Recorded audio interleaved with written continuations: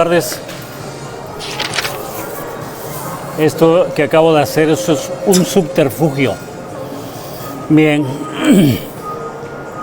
a pesar de que tengo a un asistente que es José Alberto, ahora ya se sumó Fer, que me va a ayudar en concepto de ventas. También está aquí Alicia conmigo. Les quiero agradecer su presencia. Espero que ellos me hagan preguntas para que pueda yo contestar. Quiero aprovechar la juventud de ellos porque tienen preguntas a la par de su generacional, en donde ya ha trabajado conmigo la terapia y que pueden echarme la mano en cuanto a preguntas. Yo reacciono en cuanto a preguntas porque es la manera en que mis carpetas se abren. Les doy mi agradecimiento por estar conmigo otra vez, con nosotros. La idea es obtener información, obtener el conocimiento. Recuerden siempre lo que Hipócrates fue al oráculo de Delfos, donde ahora se descubre que hay gases nitrogenados que son hilarantes y que había pitonisas, donde cuando llega Sócrates y pregunta: quiero conocer la verdad, le dicen las pitonisas: conócete a ti mismo. Hay de aquel que vive en la ignorancia total, hay de aquel que vive en la ignorancia. Recuerdo cuando un paciente me dice: ¿sabe qué? Vengo a verlo porque no sé qué pasa con mi vida. Y le digo: yes, qué bueno, porque hay gente que se muere y no sabe ni qué pasa, ni que no sabe que no sabe. Sí, hay 4 leyes de la sabiduría metafísica que no le enseñan en las escuelas, se le enseño a mis consultantes. En algún momento, si se presenta la oportunidad de empezar a hacer algún taller con la información que yo tengo, ahí conocerán esas leyes. Espero que hayan estado muy bien esta semana, que haya sido rica en experiencia, que haya sido rica en el reconocimiento de por qué nos pasa lo que nos pasa. ¿Qué es lo que iba a hacer? Todos tener una introspección, una forma de entrar dentro de nosotros mismos para saber qué es lo que está sucediendo. A mis consultantes siempre les digo que hagan el ejercicio y la dinámica respiratoria que les doy en la noche para poder limpiar su día a día y liberarlo. También les digo que es un lujo dejar el día de hoy un coraje, una emocionalidad, porque el que paga las consecuencias, como te he dicho en estas 3 anteriores pláticas, el que paga las consecuencias es nuestro cuerpo de no manejar la emocionalidad. Mis mejores deseos, que esta información exista y sea benéfica para ustedes. Ojalá y los que estén pendientes de esto me hagan preguntas, porque yo, repito, reacciono ante ellas y podemos trabajar en base a ellas. Pueden hacerme preguntas en base a lo que son los comportamientos, por qué las cosas siguen sucediendo en mi vida como están sucediendo, por qué tengo gente que me sabotee. Hay una pregunta usual de estas 2 semanas que me hicieron los consultantes: ¿por qué recibo más de la gente que no es mi familia que de la gente que sí es mi familia?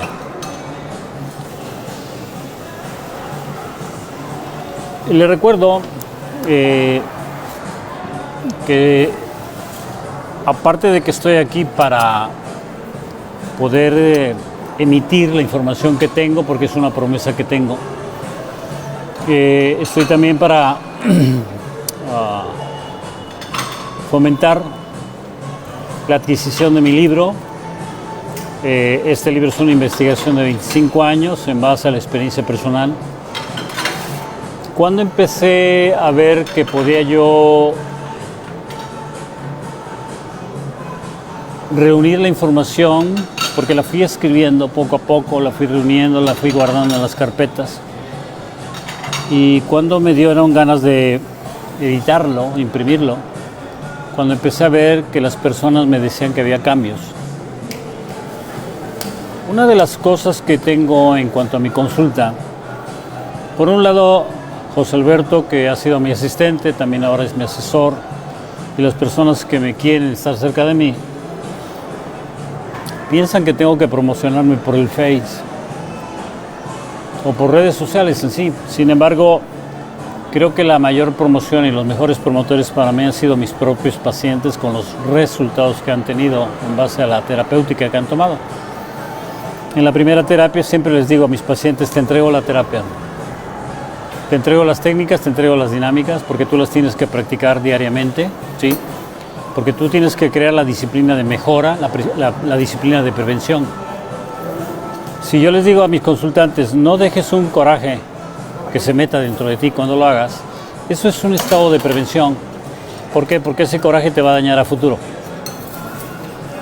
No, más bien te va a dañar porque se va a quedar impresa la energía emocional convertida en calor dentro del hígado y a mediano y a largo plazo vas a tener efectos. Ese es el grave problema del que no se encarga la medicina convencional, la medicina alópata, la medicina de medicamentos. El manipuleo mediático tan extraordinario de las farmacéuticas ha hecho que se fomenten en los médicos la capacidad de curación y la capacidad de compra de medicamentos, pero no fomentan ni nunca van a fomentar la prevención. Nunca vas a encontrar prevención en un consultorio, nunca vas a encontrar prevención en un hospital, ¿sí? Sin embargo, el grave error y la defensa que tú tendrías para decirme que en el hospital te mejoraron, no te mejoraron, ¿sí? Tu cuerpo es el que mejoró y guardó el equilibrio que el médico en los medicamentos pudieron crear. Pero el daño emocional que hizo que tú formaras un proceso de enfermedad sigue adentro, y es lo que te voy a hablar el día de hoy. El libro se llama Sabotaje de Vida, ¿sí se ve? Este libro, insisto, fue hecho y creado en base a la experiencia y al resultado. Disculpen la soberbia, no creía cuando la persona me dice me cambió la vida, no creía cuando la persona me decía mi familia está muy agradecida con usted, no creía cuando me decían que había cambiado mi hijo o mi hijo está muy cambiado. Entonces no creía en ello, pero empecé a ver que ellos mismos se convertían en mis promotores y empezaban a venir consultas. Otra cosa rara que me sorprendió hace más de 10, 15 años es que llegaba un consultante a la primera consulta y no regresaba. A los 8 meses de repente agarraba y llegaba un paciente y le decía yo, siempre pregunto quién me recomienda. Me dijo fulano de tal, y de repente yo lo tenía en mente y decía, oye, pero si esta persona ya no regresó a consulta. Y entonces fui catalogando que la información es veraz. ¿Por qué? Porque regresaban por la veracidad de mis palabras. Y esa veracidad era la que tomaba la confianza. En otra ocasión, me acuerdo que yo empecé a dar pláticas y ya saben que soy muy coloquial, a veces tiendo a lo vulgar, a lo grosero. Recuerdo que cuando terminaba una plática y veía las caras de los asistentes, le decía yo, creo que te voy a provocar una diarrea mental de una semana con la información que te di. Diarrea mental le llamaría a la dispersión, a la introspección, al volver a recordar cosas, al volver a traer información. Y entonces me acuerdo que un día me encontré una persona 5 años después de una plática y me dice, ay doctor, dice, ¿cómo me acuerdo de sus palabras en la plática que dio usted en la escuela fulana, en el lugar fulano? Porque todavía me están pegando. Dije, me da risa porque en ese momento dije, Chihuahua, la diarrea mental dura 5 años, no una semana, ¿no? Entonces, mi trabajo es dar información. Les voy a decir dónde estuvo la base de mi formación, en la soberbia. La base de la experiencia estuvo en la soberbia. La base de mi investigación estuvo en la soberbia. ¿Quién me lo enseñó? Un gran amigo mío, se llama Toño Macías, estudió metafísica. Yo soy de la segunda generación, él es de la quinta, cuarta. Y un día me sentía yo mal y llegó a platicar conmigo y le dije, oye, me siento muy mal de esto más. Y agarra y me dice el bendito hombre, ay, Jesús, dice, tienes tanta soberbia y tanto egocentrismo que te estás enfermando de todo para poder tener la experiencia y después decir a tus pacientes, ay, ya sé dónde estás, yo te puedo sacar de donde estás porque yo ya estuve. Esa vez me acuerdo que le pedí a Dios ya no tener ese tipo de experiencia, en donde pues pudiera yo tener la experiencia más de otros conocimientos que no fuera mi propio sufrimiento. Sin embargo, creo que se ha prolongado un poquito. Bien, mis mejores deseos, que obtengan la información, que les haga falta, les sea necesaria. Cuando les digo que yo reacciono ante sus preguntas, yo soy hiperrector. Yo produzco lo que necesito. A veces le pido a Dios que me dé más, pero aprendí que no he obtenido lo que no sé defender y no he obtenido lo que no sé merecer. Sí, esas dos partes fundamentales, véanlas si tienen problemas económicos. Y entonces, espero que les sirva la información. Los invito a... El libro tiene una facultad que es metafísica. Decía Connie Méndez en el libro de 4 en 1, Metafísica al alcance de todos. Si no entiendes lo que estás leyendo, dale vuelta a la hoja. La segunda parte que recuerdo mucho de Connie Méndez es que decía que era una metafísica de Aquinto y yo ahora hablo de una psicología de Aquinto, que era muy sencilla, muy fácil y muy barata. Una de mis condiciones siempre ha sido ver el bienestar económico, el bienestar funcional de la gente, amistades, consultantes. Recuerdo un momento de mucha ira que me dio cuando yo me vengo de Cotaxla, después de haber estado ahí 2 años y medio en un consultorio muy pequeño. Vine con un carro último modelo, vine con una economía suficiente como para comprar un laboratorio. Y fui subdirector de la Cruz Roja en ese entonces. Y recuerdo que llegó un consultante allá del rancho y yo no estaba y lo había visto un médico nuevo. Y me enojé casi a punto de agredir al médico porque le había recetado a mi paciente de rancho un analgésico de 72 pesos cuando yo recetaba en ese entonces la hemoglobina que costaba 12 pesos. Siempre he visto el bienestar de mi paciente, siempre he visto el bienestar de mi familia en el sentido de darles a conocer cómo manejar sustentablemente sus emociones, sus pensamientos, su economía y su energía. Escucho que en estos últimos años la gente tiene demasiado calor en el hígado, fuera de que el jarocho es muy iracundo y el sonido, como les he dicho, el sonido fundamental del hígado es el grito y el jarocho es muy gritón. Y más hoy que tienen hipoacusia cuando se pegan el celular al oído, como les decía yo. Y la idea es de que ese calor del hígado se va al vaso y el vaso es el pensamiento obsesivo y la máquina torturadora mental. Una de las cosas que muestro a mis pacientes en la consulta es a manejar su mente, porque tenemos una mente muy indisciplinada.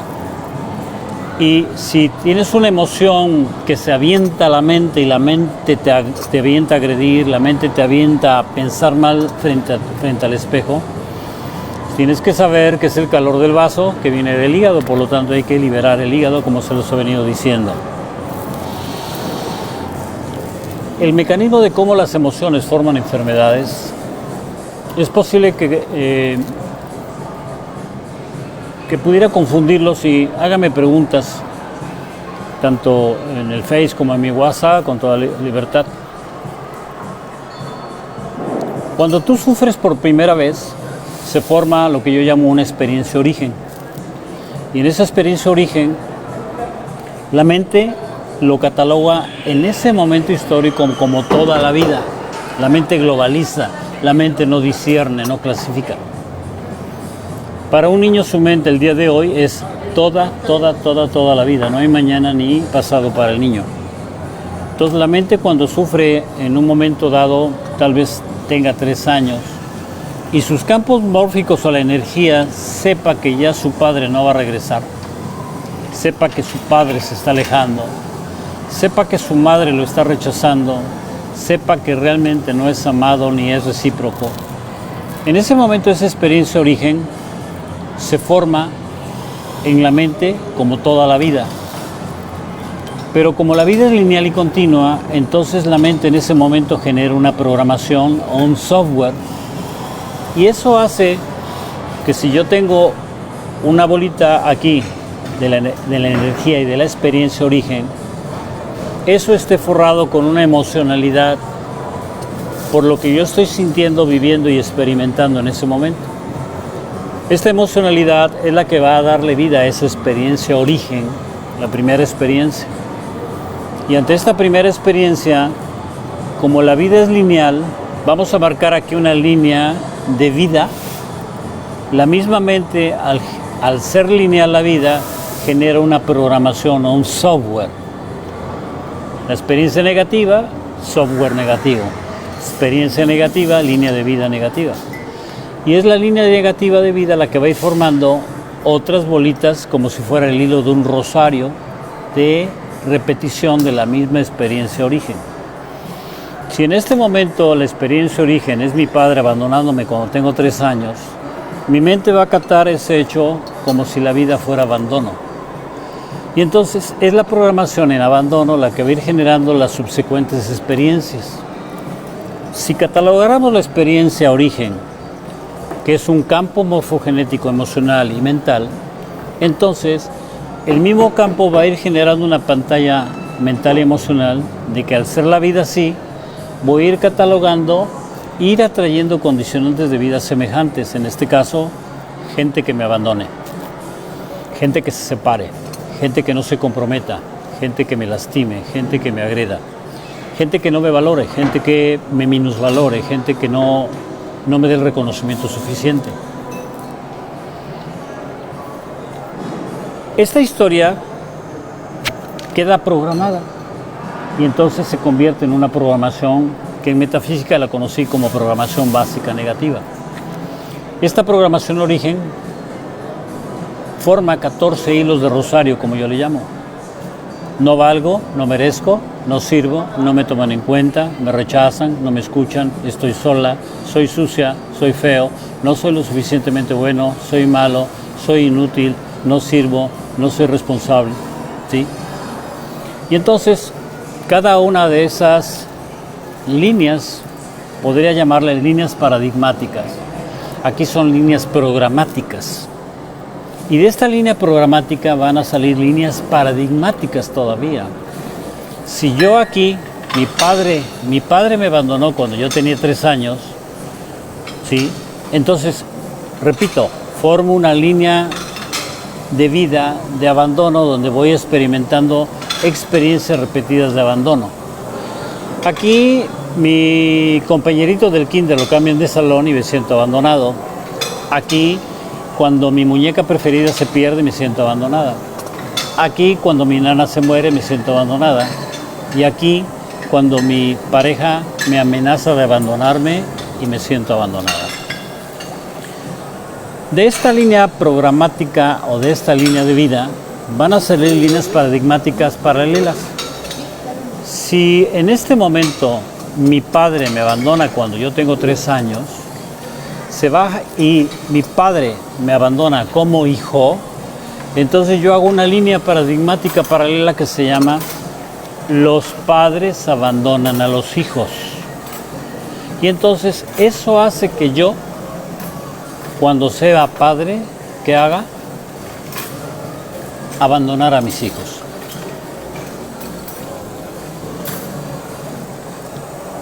Cuando yo explico esta situación a madre e hijo, madre e hija, padre e hijo, le pregunto al chico, ¿qué crees que hice con la línea paradigmática de que los padres abandonan a los hijos? El 85% me dicen, pues no abandonarlos, porque yo no los abandonaría. Le digo, ojo, ese es tu pensamiento consciente, pero adentro del inconsciente, si fuiste abandonado, vas a repetir la historia, porque es el único software, la única programación que tú tienes de abandono. Muchas veces me pueden decir, bueno, es que yo sigo viviendo con mi pareja, sí, físicamente, pero mentalmente no. O podrías decir, bueno, mis padres nunca estuvieron lejos de mí, ni separados, ni se fueron, ni me abandonaron. Físicamente, pero mentalmente sí. Te voy a poner un ejemplo. Hay hijos de padres alcohólicos que no saben que en el momento en que el padre se alcoholizaba no estaba con ellos. Un padre alcoholizado está en un estado de inconsciencia en donde yo aprendí en base a mi propio padre alcoholizado a no dialogar. Tú no puedes dialogar con una persona alcoholizada. ¿Por qué?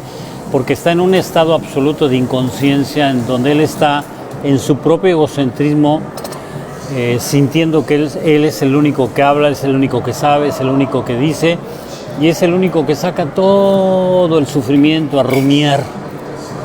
¿Sí? Sí saben lo que es rumiar, ¿no? Lo saca pero lo vuelve a meter, no lo elimina como en la terapia que manejo.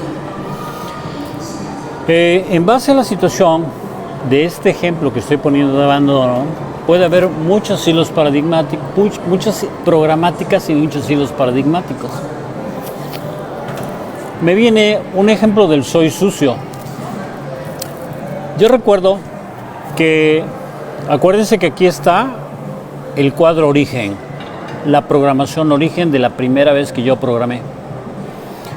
Vamos a imaginarnos que aquí hay 10 bolitas y en esta 10ª bolita yo tengo en mi consultorio, hace 14 años, tengo un consultorio donde lo tengo tapizado de una alfombra verde pistache y siempre de la puerta al asiento de la terapia siempre se me ensuciaba, siempre se me lo daba, siempre se llenaba de tierra, siempre se llenaba de lodo y yo lavándolo, hasta que hubo un momento en que esa parte se despulió al grado que cuando lo veo pelada la alfombra, me lleno de tanta ira, empiezo a sentir un sudor pegajoso en mi piel, principalmente en brazos y las entrepiernas. Y en ese momento agarro, me siento en nalgas al suelo y pegado a la pared abajo del pizarrón que utilizo y me pongo a hacer mi técnica respiratoria y mis dinámicas de introspección que sí se pueden hacer. Los psicólogos y los psiquiatras les han dicho que no. Y entonces en ese momento empiezo a hacer mis dinámicas y empiezo a recordar algo muy fuerte. Dije que era la 10ª bolita del hilo del rosario, donde yo estaba viviendo y experimentando sudoración pegajosa y muy enojado. Descubrí que en la infancia, cuando mis padres se divorcian entre los 7 y los 9 años, mi madre era una persona muy pulcra que limpiaba 3 veces al día su casa. Y a mí me enseña a limpiar, no sé si en Orizaba aquí hay cambios, pasar jerga, limpiar, trapear, como le quieran llamar. No era trapeador, era una jerga, era una tela especial de jerga. Y entonces a mí me enseña mi madre a limpiar toda la casa. Pero había algo muy especial, mi mamá era muy impecable en la limpieza. Y entonces descubro, cuando sabía perfectamente bien dónde yo no limpiaba. Y yo no limpiaba debajo del ropero y debajo del tocador. Y entonces en ese momento mi madre agarraba con su mano derecha, recogía el polvo bajo del ropero del tocador y me golpeaba en la cara con esa mano. Entonces esto lo recordé en el momento en que yo me senté a hacer mis dinámicas respiratorias y de introspección, y entonces me vino un 20 muy grande, o sea, me cayó el estado de conciencia, la cognición del por qué yo me sentía mal de haber encontrado sucia la alfombra. Supe que había hecho una línea paradigmática en donde vamos a manejar mis dedos como si fueran variables. 1. Si mi madre encontraba sucio, mi madre me golpeaba. Y al golpearme venía una carga emocional de enojo y de ira que provocaba el dolor y venía el sufrimiento. Entonces, aquí formé la línea paradigmática que quiero repetir para que vean de dónde nace todo. mi madre me golpeaba, mi madre encontraba sucio, me golpeaba por ello, sentía tanto enojo y miedo al mismo tiempo, del cual venía el dolor y el sufrimiento. Entonces, descubrí que cuando yo encontraba sucia la alfombra, mi inconsciente movía que iba a venir ante lo sucio un golpe y me llenaba de mucho enojo y de mucho miedo.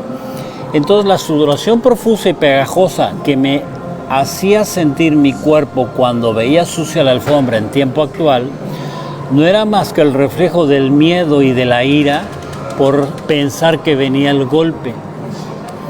Aquí quiero enfatizar algo. Puede ser que tu madre o tu padre no existan, no vivan, estén lejos de ti. Pero si la línea paradigmática dice que cuando encuentres sucio voy a recibir un golpe, posiblemente te golpees la cabeza con la puerta abierta, te caigas de una escalera, o te machuques en los dedos con la puerta de tu auto, o te quemes con la lumbre. ¿Por qué?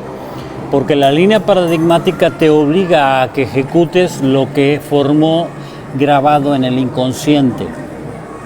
¿Sí me explico? Aquí podríamos tener el origen, como dice mi libro dice sobre un esquema que el origen de los accidentes es el sabotaje interior, donde la mente, catalogando que error es igual a castigo, y ahí viene esquematizado, yo necesito ser castigado cuando mi mente catalogue que lo que yo hice o me hicieron fue un error. Entonces mi mente dice, si hay un error, el tribunal mental del adulto que ya se formó dentro de tu propia mente, como lo dice mi libro, va a generar que el tribunal mental te castigue. Pero como tú ya aprendiste la lección de tu adulto a formar el tribunal mental dentro de ti, cuando cometas un error sabes que te vas a castigar. Mi libro dice que si tú le dices a tu pareja los errores que cometa, ella se va a sentir culpable por el error, como desde la infancia, y ella va a volverse a castigar. ¿Cómo se va a volver a castigar? Volviendo a repetir el error por considerarse que no es lo suficientemente buena para ti. ¿Me explico? Entonces, ahora vámonos con un niño. Si a un niño le dices que cometió un error bruscamente, emocionalizadamente, ¿sí? El niño va a catalogar que error es igual a culpa y culpa es igual a castigo. Véanlo en mi esquema, apréndanselo bien en mi esquema. Claro, necesitarían tener el libro a la mano. Entonces, hay muchos condicionantes que estoy agregando aquí: formación de estructuras conductuales, formación de programas, formación de líneas paradigmáticas, ¿sí? Y disculpen por... Yo dije que no iba a hablar de tecnicismos, pero creo que a veces se obliga uno a ello. Entonces, cuando yo voy energetizando la primera experiencia con emoción y las subsecuentes experiencias con emoción, lógicamente la emoción se queda impresa en lo que los hindúes llaman cuerpo de los deseos o de las emociones, que es el cuerpo emocional. Tú lo conoces aquí en Occidente como aura, ¿sí? Ahí es donde se queda impreso. En mi privado, en mi consultorio, tengo una imagen de los chakras con los cuerpos energéticos, y esa es una... Le tengo que especificar a mis consultantes que es una fotografía científica, ¿sí? Yo le agradezco mucho la ruta crítica que mi madre y mi padre me dieron de ser médico, porque me ayudó mucho a ser científico, ¿sí? Y entonces, lo que antes yo decía que era vidente o perceptivo, yo me consideraba muy charlatán en ese momento, ¿no? O cuando hablaba de la palabra metafísica pensaba que la religión me iba a azotar o me iba a quemar, ¿sí? Porque en el momento en que yo aprendo las bases metafísicas hace 25 o 30 años, yo traía mucho el famoso golpe de pecho, ¿no? ¿Sí?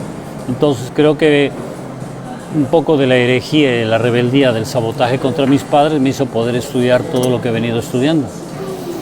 Regresando a la estructura origen, ¿sí? ¿Se acuerdan de la primera experiencia? El forro que tiene esa experiencia origen, que es la emoción, es la que se queda impresa en nuestro cuerpo áurico. Y entonces, ese cuerpo emocional va a ser el mejor archivero emocional que vas a tener para que la mente, con la programación de abandono, siga generando la experiencia. Haz de cuenta que aquí ya tienes la frecuencia vibratoria emocional en donde la mente va a ir bajando la experiencia para que se vaya depositando en la emoción que tú ya tienes y se has vuelto a golpear, se has vuelto a ser agredido, se has vuelto a ser abandonado, se has vuelto a tener minusvalía o no reciprocidad por medio de tu relación. ¿Sí? Esta frecuencia vibratoria en la que estoy moviendo mi mano, que es la emoción, tiene una frecuencia de 8 ohms por segundo. Y esa frecuencia vibratoria daña a tu cuerpo. ¿Sí?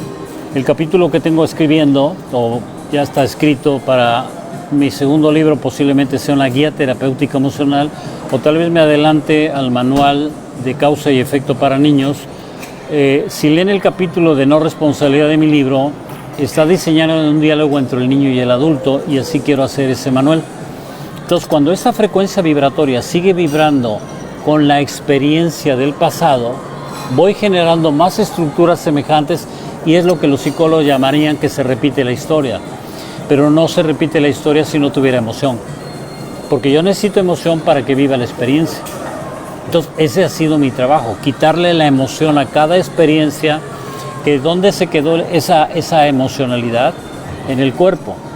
Si tú y yo vamos por la emocionalidad que tienes depositada en tu cuerpo de las experiencias del pasado, lo que estaríamos haciendo es un estado regresivo.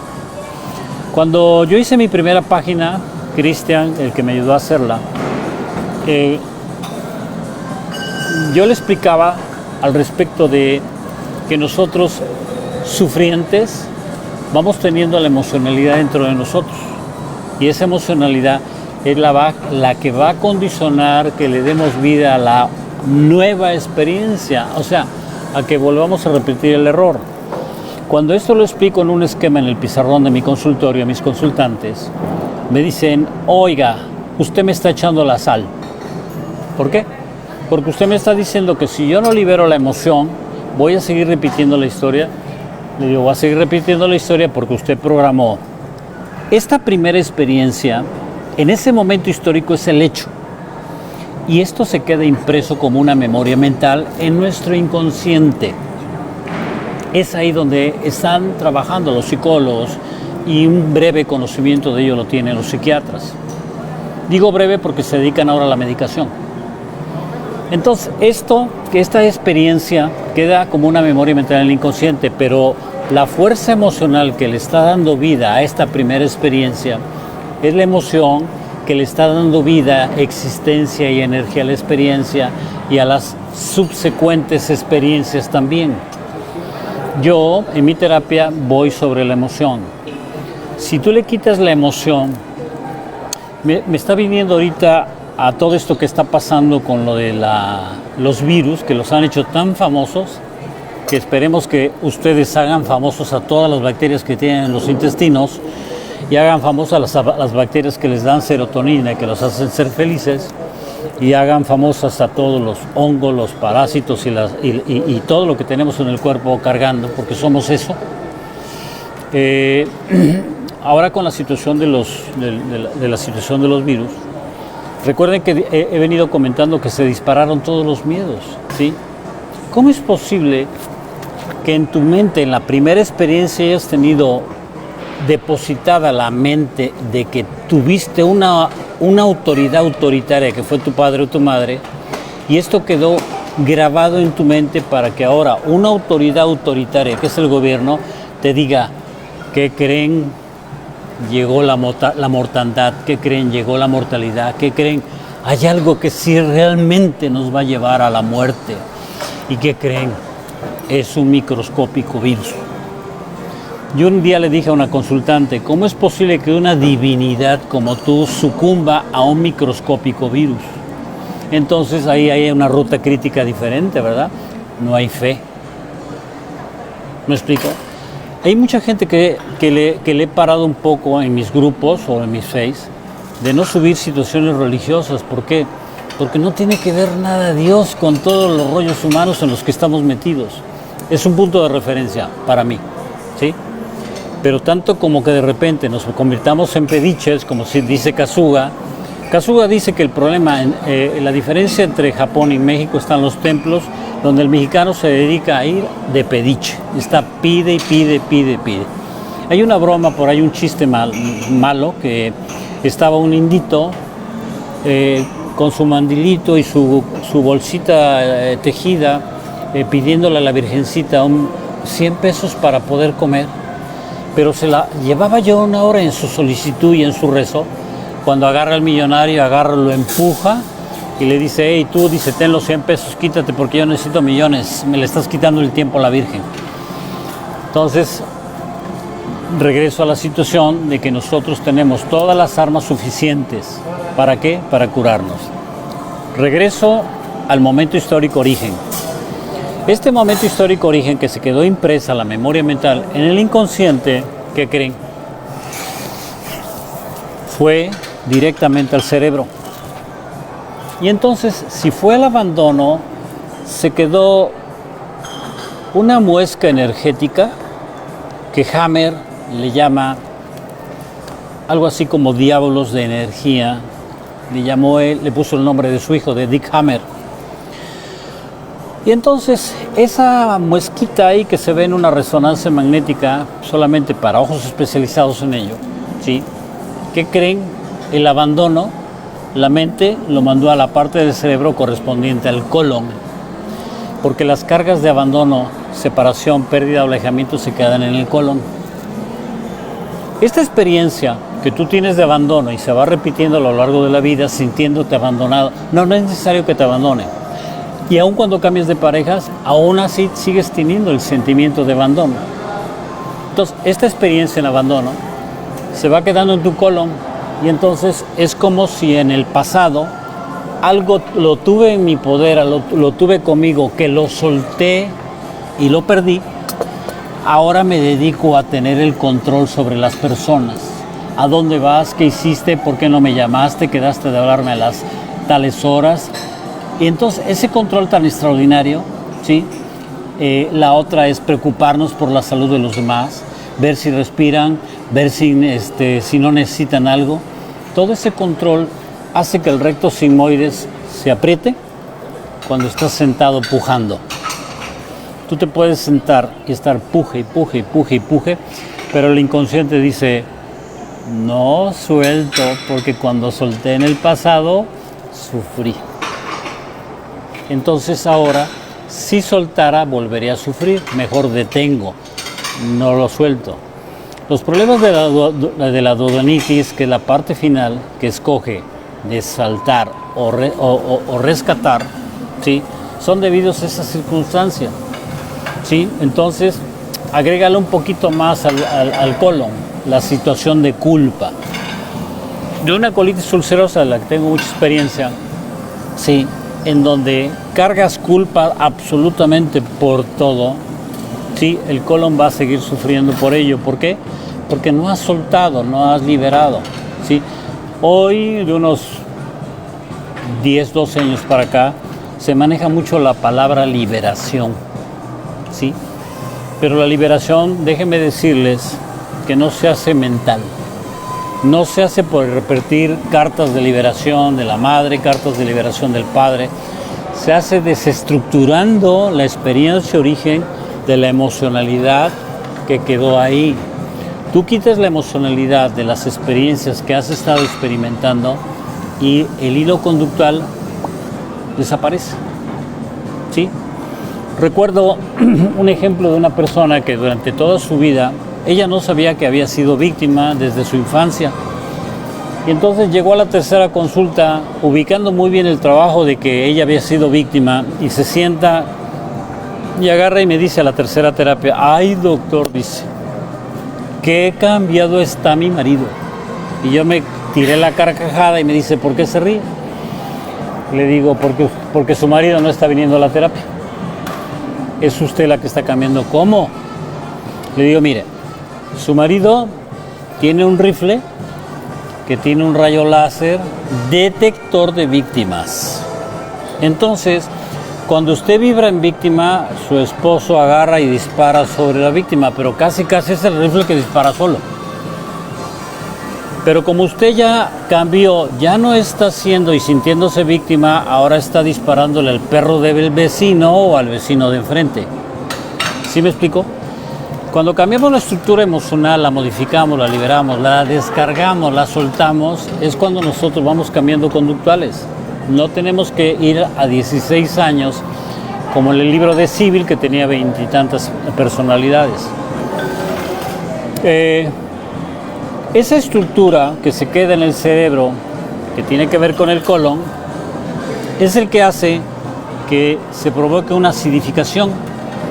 Y la acidificación produce que nuestro cuerpo pida ayuda. Si tú no lo pelas, si tú no le tomas en cuenta, si tú no le haces caso, ¿por qué? Pues porque el cólico es parte de ti, porque el cólico de regla es parte de ti, porque distenderte de los intestinos es parte de ti, porque si comes y distenderte del estómago es parte de tu naturaleza, ¿sí? El problema es que el cuerpo te está avisando y te está avisando y te está avisando. Y cada vez que quieres tronarte el cuello, el cuerpo te está avisando. Y cada vez que tienes un tirón en el músculo, el cuerpo te está avisando. Y cada vez que tienes un dolor en el tobillo derecho, fortuitamente el cuerpo te está avisando. Entonces, los sensores y los avisos de tu cuerpo son las sensaciones. Los médicos le llaman síntomas. Entonces, la manifestación del origen de la programación, en este caso emocional, es la estructura que es la que el cuerpo manifiesta. Cuando empieza a avisarte el cuerpo que tiene algo que tú no has estado cambiando en tu vida, que se está afectando en tu cuerpo, entonces el cuerpo pide una ayuda secundaria. ¿Cuál es la ayuda secundaria? Se llaman patógenos. La ayuda secundaria significan virus, bacterias, hongos y parásitos. A mí me cayó el 20 cuando estudiando biomagnetismo supe que la varicela zóster viene a biodescodificar el proceso de aislamiento en el que vivimos. Llegó conmigo una paciente que había estado experimentando el COVID.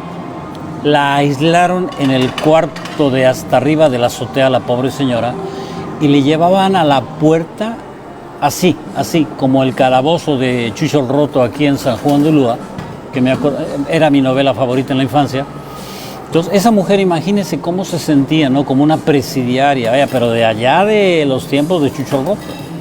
Entonces, imaginen que esa mujer le encontró, la biomagnetista que yo recomiendo, le encontró erisipela. ¿Sí? Le encontró popocha. ¿Por qué? Porque aparte del COVID, que es miedo a morir o miedo a vivir, más aparte de problemas territoriales, esta mujer la habían aislado. Y entonces llega la varicela zóster y le dice, vamos a quitarnos el proceso de aislamiento porque tu sufrimiento y tu pago kármico ha sido suficiente. Y entonces la mujer ahorita está contentísima y, como decía mi mamá, anda de pata de totol, anda yendo a su rancho, yendo a diferentes lugares, viviendo aquí. Ella es maestra, ¿sí? Y modificó. ¿Quién le ayudó a modificar? Tal vez la terapia. ¿Quién le ayudó a modificar? La varicela zóster. Entonces, estos son los ejemplos de cómo nuestro cuerpo nos avisa. La plática en su origen es cómo las emociones producen el mecanismo de la formación de las enfermedades. ¿Me explico? Y es una investigación que tengo desde hace 25 años. Hace 25 años que yo empecé a investigar, no existía la palabra biodescodificación, no existía la palabra bineuroemoción. Váyanse hacia adentro, ¿sí? Hoy se ufana mucho de tener esos estudios, sin embargo, es un estudio interno el que tenemos que ir a hacer fácilmente, en donde yo le digo a mis pacientes, no necesitas ser Reich, no necesitas ser Jung, no necesitas ser Freud, no necesitas ser Lowen, no necesitas ser Skinner, no necesitas ser Enrique Orbera, no necesitas ser Anselin. Y no soy un hereje, que yo respeto mucho a ellos porque tuvieron esa ventana abierta para darnos ese conocimiento. Pero el estudio de tu interior es el más fabuloso para encontrar información.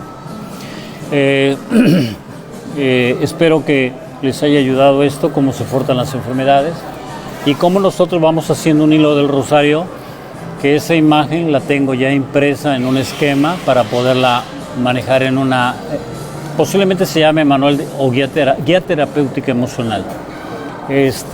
Si tienen alguna pregunta por hacer.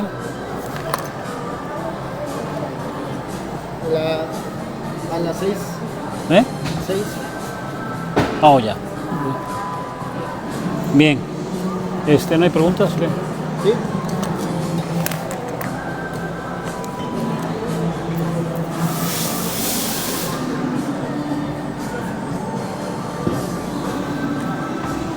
Ok, me llama mucho la atención esta pregunta porque dice, ¿cómo le hago para que mi hijo pueda superar los momentos que le marcaron en su niñez?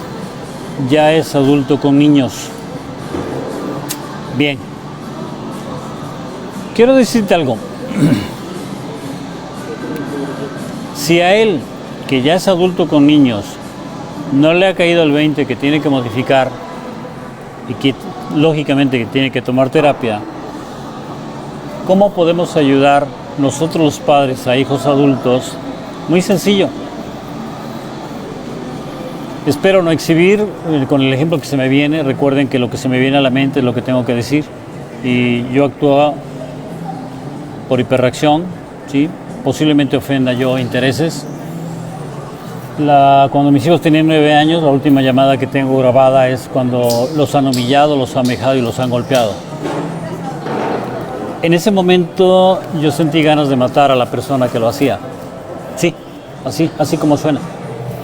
En ese momento tenía yo tanta ira que me hinqué en el tapete que tengo siempre en mi privado y me puse a hacer mis dinámicas. Sentía yo tanta ira y tanto coraje que se fue difuminando, se fue eliminando, se fue liberando y me suelto a llorar, a llorar, a llorar, a llorar, a llorar, a llorar, a llorar, a llorar. Y en ese momento me hice un estado regresivo que era regresarme del pasado, donde me vino un video de todos los momentos en que fui victimado. Coincidentalmente hace 2 días un compañero mío de la secundaria me mandó un video y recordé que ese muchacho me dio un puñetazo en la cara en la secundaria. Porque me pasó algo bien simpático. El lunes hice un gran coraje con uno de mis hijos y se me inflamó la parótida derecha. La parótida derecha significa que sientes que alguien te escupió. Y entonces, fíjense lo que dice Hammer. Si tienes disminución de algo, formas crecimientos. Si tienes abundancia de algo, formas ulceraciones. Esa es la teoría de Hammer, la nueva medicina germánica. Y entonces la lógica formó que me creció la parótida para poder tener más saliva y poder escupir más de la persona a la que me sentía que me había escupido, invalidado. Y entonces me acordé de la imagen de cuando me pegaron el puñetazo en la secundaria.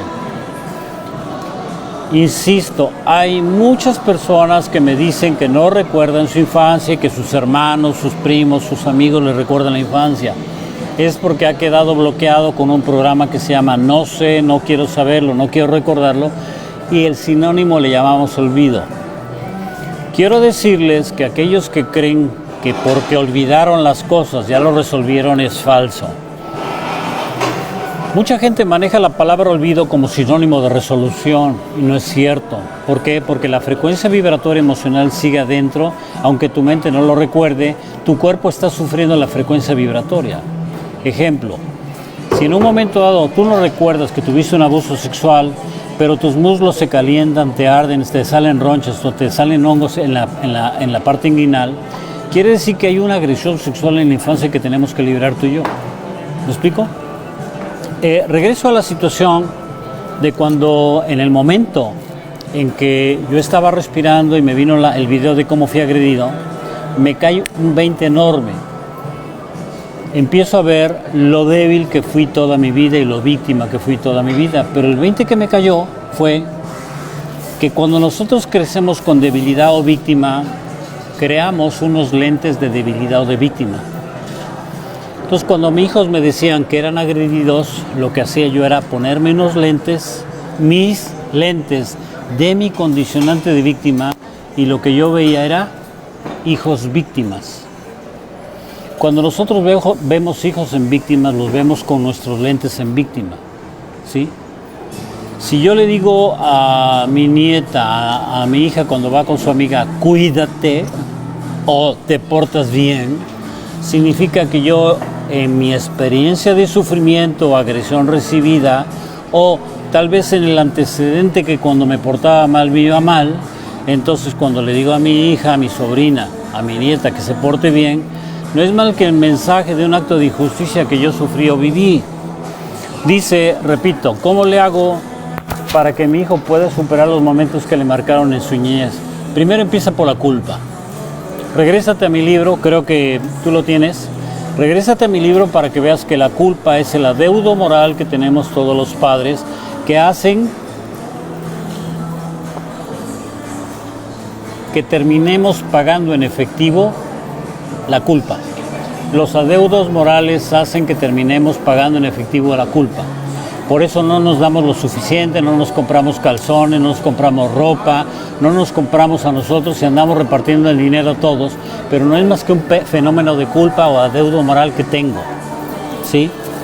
La otra pudiera ser que inclusive hasta tu hijo te roba el dinero, te lo saca de la cartera, porque en determinado momento él se está cobrando lo que tú crees que le adeudas. ¿Sí me explico? Me acuerdo de un niño de 8 años que me llevaron, donde a la segunda terapia de la terapia del niño, ya no trabajo con niños, podíamos dilucidar por qué, pero me acuerdo que a la segunda terapia me confiesa la mamá que lo tenía que amarrar para poder golpearlo mejor. Sí. No, hay cosas inverosímiles, ¿no? Yo no necesito ver telenovelas ni Netflix. Entonces lo que voy es que a la tercera terapia me dice la mamá, oiga, ¿qué cree? Mi hijo se levanta a las 3 de la mañana, entra a la recámara de su papá y la mía y abre el segundo cajón de los 4 de abajo para arriba, el segundo cajón, y al abrir el cajón se saca el pipí y se orina en esa ropa. Cuando daba pláticas en el pasado, le pregunto a las personas, a los asistentes, ¿de quién era esa ropa? Y todo el mundo se va con la finta y me dice, pues de la mamá, ¿no? Porque ya les había dicho que, lógicamente, era la que lo agredía. No, era del papá que no lo defendía. ¿Me explico? Y entonces el niño lo que estaba haciendo era atacar donde los adultos más defienden. El hijo, en mi libro, dice que te va a golpear, te va a sabotear donde más te duela. Y tú como maestro, el alumno te va a golpear donde más te duela a ti. Sé ahora de ciertas universidades donde hay maestros que se vengan de los adultos reprobándolos, porque sencillamente no saben que ven en el adulto a su niño interior lastimado. Y como fueron ellos lastimados, siguen volviendo a lastimar a su alumno porque se ven reflejados en ellos y lo reprueban y toman venganza contra de ello. ¿Sí me explico? La tercera vez que leo esto dice, ¿cómo le hago para que mi hijo pueda superar los momentos que le marcaron en su niñez? Sencillamente, si tú lo estás viendo todavía como sufriente, como víctima, empieza por la culpa. Te adelanto algo antes de ir a terapia. En una libreta, apunta todo lo que le sientes que le adeudas a tu hijo, todos los momentos en que sentiste que no estuviste en tiempo y forma para él, todos los momentos en donde lo lastimaste, todos los momentos en donde no tenías dinero para comprar lo que necesitaba o lo que querías darle. Y no empiezas a perdonar todo eso que escribiste, tienes que ir a terapia, porque la carga emocional tienes que liberarla. Fíjate que aquí dice una palabra, me cuesta trabajo sola. Oye, ¿tienes un paradigma que necesitas a alguien para que te ayude a rendir justicia? ¿Tienes un paradigma de que necesitas una compañía con la cual tú puedas tener un juez, un asesor? ¿Sí? Creo que Henry Ford nunca los tuvo.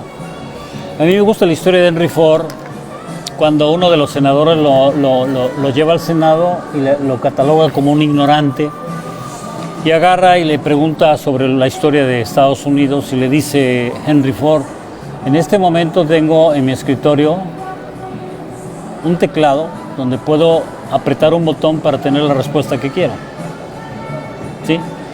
Había llegado a ser tan buen asesor consigo mismo como para poder tener alrededor de él asesores.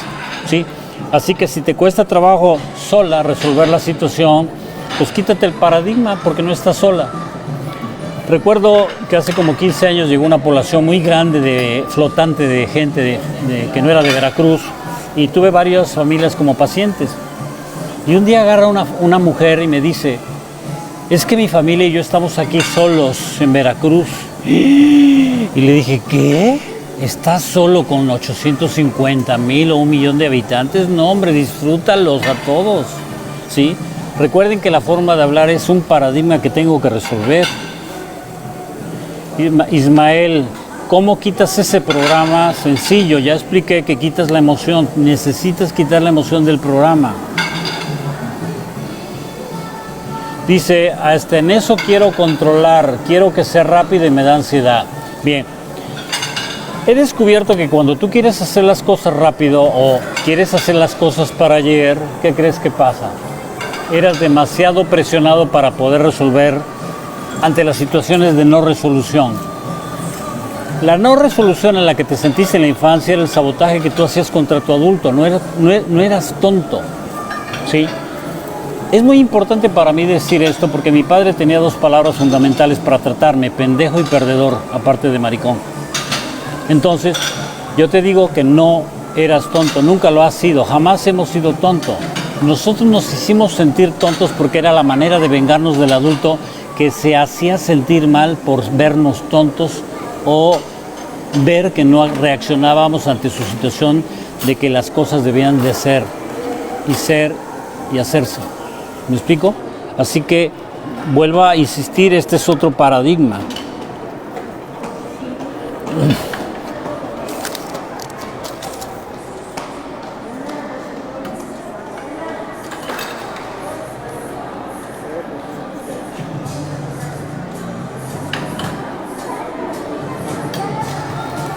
Bien, el dolor de cadera significa miedo a avanzar, ¿sí? Recuerda, si tú estás parada en una posición fija y adelantas la pierna derecha para dar el paso siguiente, la primera que se va a mover es tu cadera, ¿sí? Entonces, el dolor de cadera significa miedo a avanzar. También están depositados los problemas económicos ahí. La cadera pertenece al chakra svadhisthana, que es sentimiento, sexualidad, feminidad y creatividad.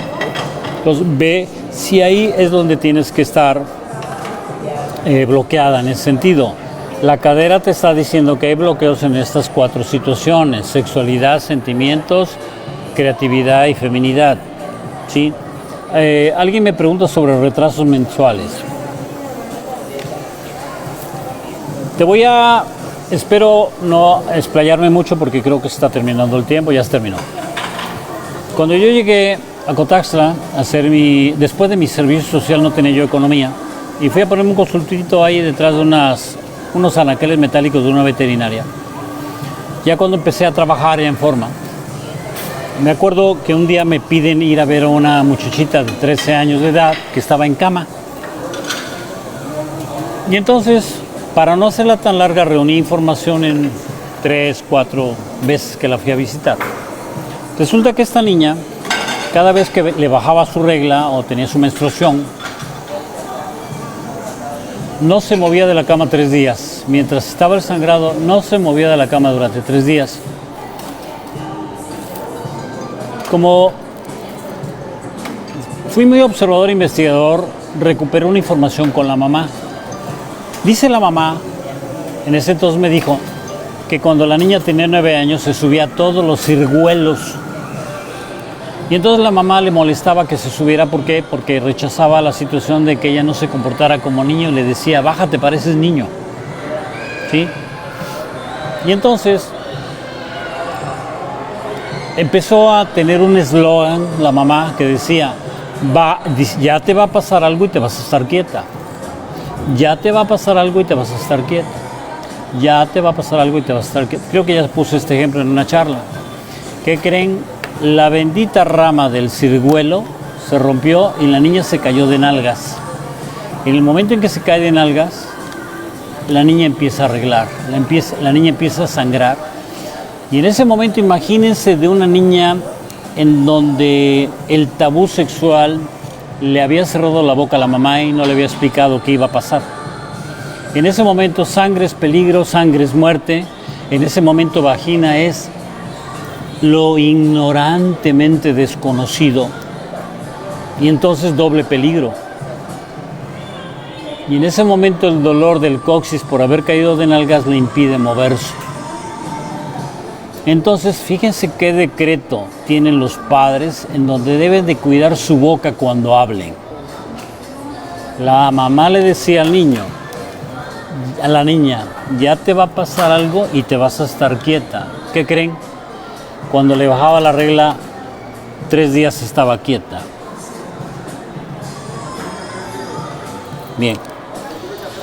Bien, sigan haciéndome preguntas, lo poco en lo que sé meterme en el Face, podré yo contestarlas. Si no, tiene mi celular ahí escrito en mi banner, en el frente. Soy terapeuta emocional, no soy médico recetador. No sé si me puede quitar la palabra doctor, alguien me la quite por ahí esa palabra. Soy terapeuta emocional. Yo creo que por mercadotecnia subí que soy coach emocional, ¿no? Aunque cuando estoy en la terapia puedo ser coach emocional, coach mental, coach físico, coach corporal, coach financiero. Hay muchas cosas en las que padecemos, ¿sí? Y pues a nivel financiero todo tiene repercusión de la emocionalidad que tenemos, ¿no?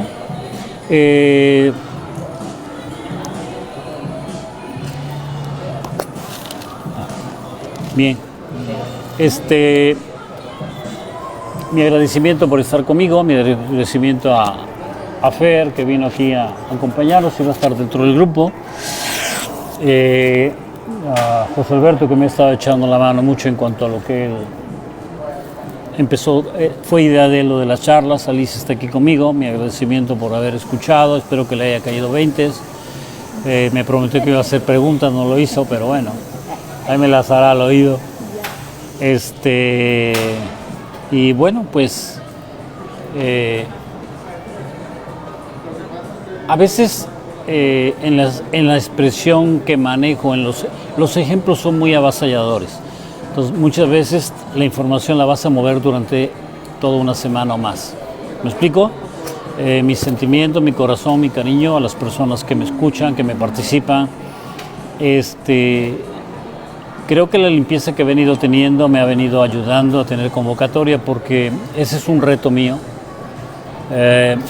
Hubo un momento en que el número 5 del eneagrama le tiene miedo a los vacíos, a la no convocatoria, a la falta de dinero en la cartera. Entonces agradezco a todas las personas que reprodujeron el video. Me dice José Alberto que hubo 1900 reproducciones la vez de la charla pasada. Posiblemente tenga o no tenga ni la idea de lo que es, pero bueno, yo le agradezco a las personas que participaron. El último comentario sería bueno que lo lea. Bien, le agradezco mucho a Angie su comentario. Mira, Franco, sobre la psoriasis, realmente creo que las personas que se descaman con continuidad están queriendo tener una mejor superficie de vida. Te recuerdo que la piel es socialización. Si te toco ahorita a Fer, toco a Alicia, me estoy socializando con ellos. Piel es socialización, piel es cercanía, piel es rechazo, piel es aceptación, piel es sentimiento, piel es... no llego a la palabra amor en ese sentido, pero la persona que se está descamando constantemente está volviendo a generar una piel que fue agredida desde la infancia. Cuando un consultante está en trance conmigo y empieza a rascarse, el prurito le digo que es como si nuestros dedos los hiciéramos como un arado en donde estoy rascándome, pero lo que estoy haciendo es escarbar el daño que tengo metido dentro de ello. ¿Sí? Bien, me dices sobre la cabeza y las orejas. Bueno, acuérdate que la cabeza es donde está el conocimiento. Cuando el conocimiento no funciona en nuestra vida, por todo lo que hemos leído y estudiado, a veces nos golpeamos la cabeza con dolores de cabeza. ¿sí? Es como si nosotros mismos nos estuviéramos golpeando. Toda el área de atrás de las orejas es el meridiano de vesícula biliar. ¿Sí me explico? Entonces, acompáñate, aparte de todas las terapias que estés ya manejando, de la medicina convencional, acompáñate de la terapia emocional para ver cuánta carga emocional tienes depositada en tu piel que se está defendiendo y provocando más piel. ¿Sí? Les agradezco mucho la estancia, la prestancia. ¿Sí? Y creo que ya hablé de que en el libro hay mucha información muy buena. Me gustaría que, no sé, creo que hay 2.500 que están en mi Face, que todos tuvieran el libro. ¿Por qué? Yo en alguna ocasión quise hacer un taller donde entregara un diploma de la SEB y de la Secretaría del Trabajo que dijera monitor de responsabilidad social individual. Mi meta es hacer un instituto de educación emocional donde se genere ese diploma monitor de responsabilidad social individual. Tú no puedes llegar a responsabilidad, creo, si no comprendes lo que no lo es y lo que sí lo es.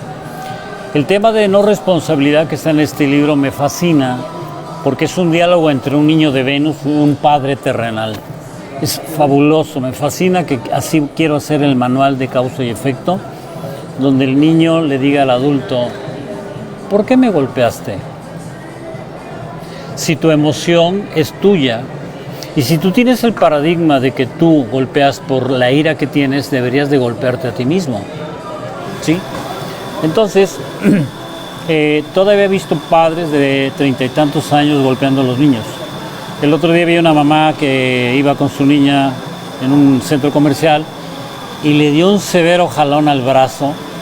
Sí, ya es un síndrome, un padecimiento ortopédico, traumatológico considerado dentro de ello.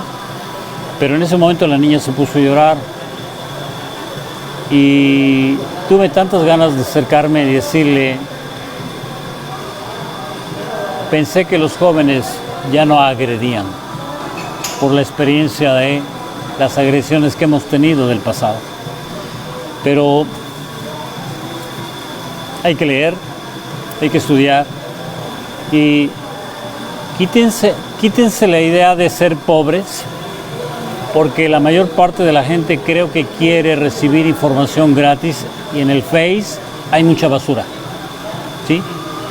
Un abrazo, mi cariño hacia ustedes, a las personas que me han ayudado a compartir esta información. No la guardes para ti, compártela. Gracias y buen fin de semana.